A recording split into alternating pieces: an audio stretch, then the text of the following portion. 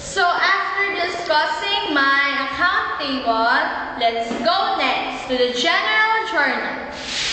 So here in general journal, we have the 5 columns, which comes first the date, the second one for account titles and explanation, F as folio, fourth one will be the debit, and the last one will be the credit. So let's go here in the date. We always write first the year, which is written as 2010, the last year. And then under the year, we have the month. You will not write the date under also the month. You will write it here on the half of the column of the date. The column of this will not be included. Or not be counted in here because this is an individual column. So we have here the 2010, the year, month of February 14th. So the account title is Cash of K. Navarro's Capital. The explanation for this is to record initial investment, which is the cash worth of 50,000 pesos and also the credit.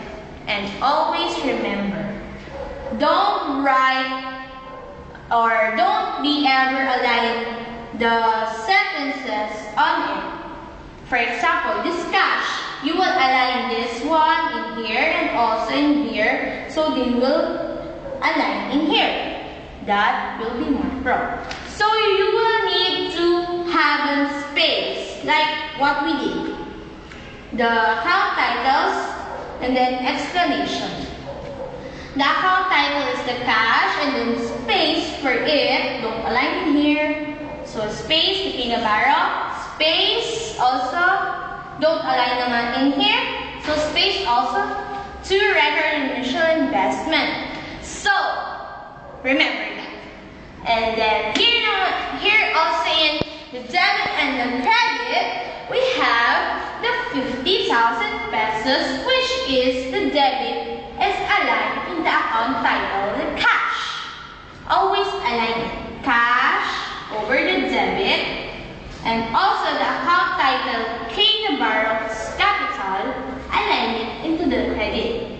So this is an explanation only. So follow the rules so that you will never be marked wrong. Again, don't align here. And this is the alignment for the debit and credit. Remember that. So, this one also. Don't ever write the peso sign after this one. So you will write this on the first one only. For example of this one, 50,000 pesos. In here, we didn't write the peso sign in here because that is correct. Don't write again the peso sign on the next pesos or the word, and then again in here, that is wrong. So just put peso sign in here, and then the last or the next word or the pesos will not have this kind of peso sign. So back to the date of 2010 February 15, the next one. So we have the furniture and the fixture, which is account payable. So the explanation for this is to record the both furniture and fixture. Like what we have in the first, we have a space, and then the space without alignment, we also do it in here. So that you will never be wrong on doing it. So we align also the account titles on the debit and the credit for 20,000 pesos without the peso sign. So this is the correct format for general journal. So let's go next to the general ledger.